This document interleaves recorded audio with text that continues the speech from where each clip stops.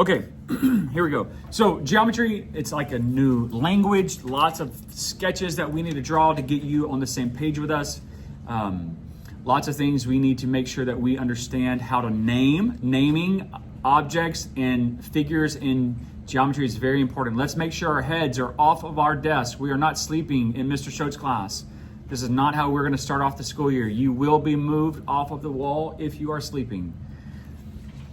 A point is a location with no size or shape, and it's represented by a dot. So in my sketch, I'm going to come over here and I'm going to draw me a little dot.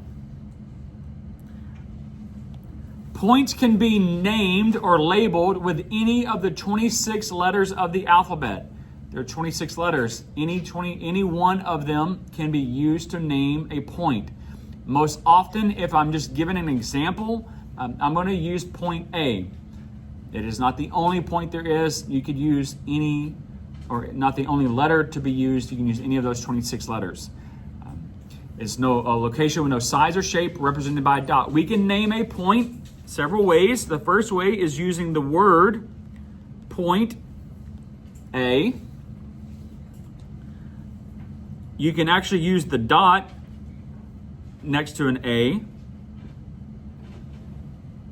And you may see a single letter by itself, nothing beside it, no word or symbol. And if that is the case, then it is talking about a point.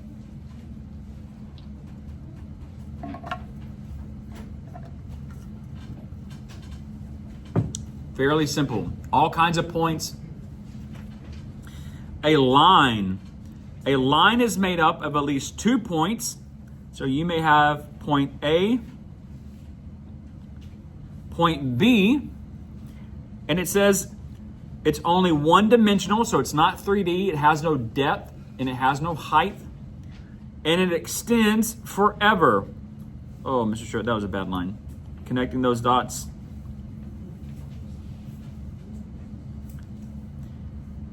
Those arrows let me know that my line extends forever.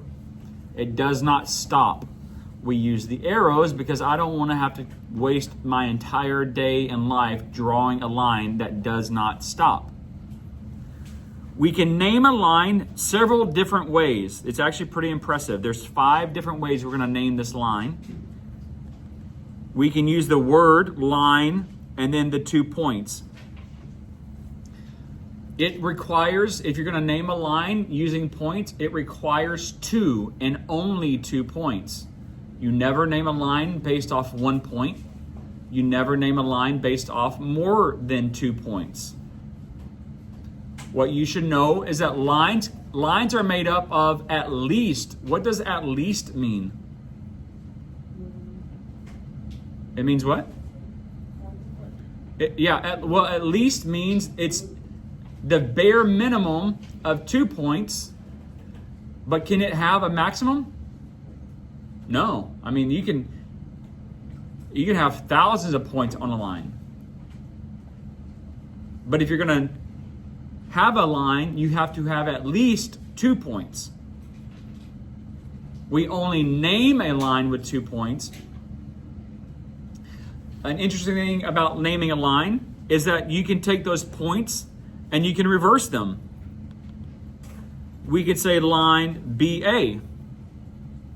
Not just line AB, but we can say line BA. In geometry, you're going to hear me say this probably often, and you for sure need to know it, is that symbols matter. The symbol matters in geometry. So the symbol for a line is like a mini half line.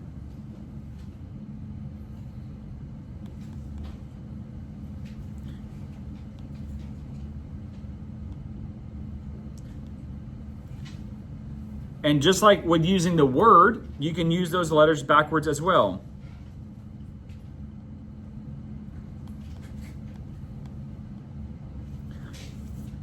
So 4 different ways to name that line using those 2 points.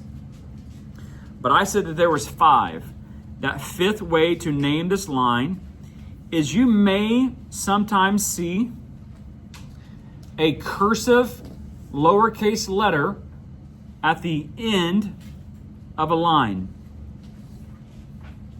There's no dot next to it. It's by the arrow. It's cursive and it's lowercase. If that's the case, then that singular letter is the other name for the line. So I could come back to my naming section and say line, and then use that cursive letter.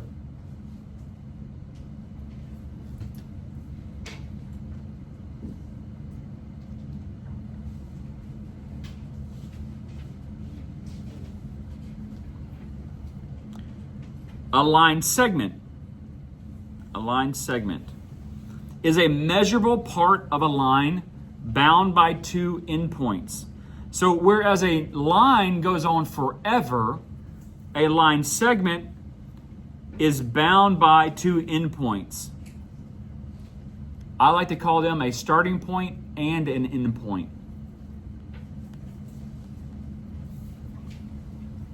A starting point and an end point.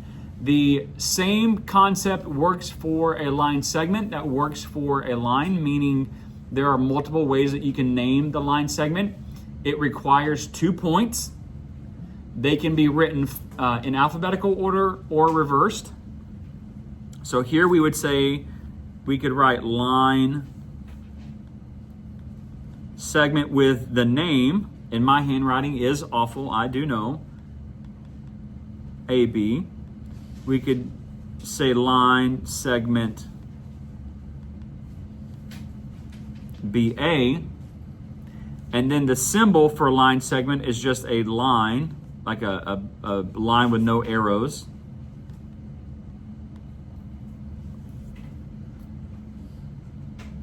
So you could use the word or you could use the symbol. 2 points required.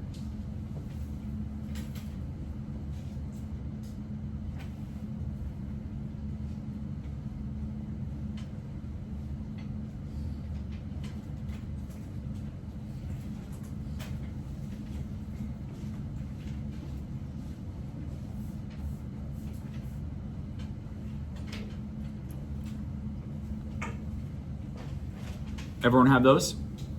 Okay. Array. Array gets a little bit funny.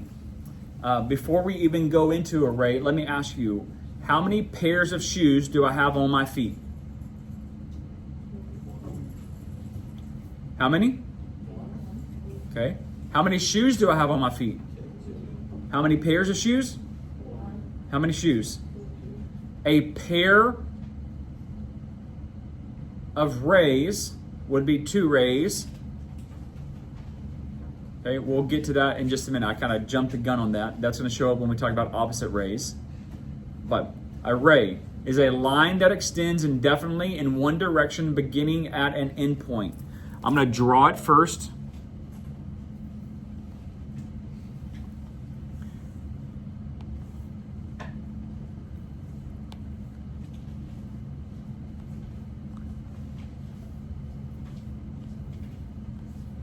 Point A,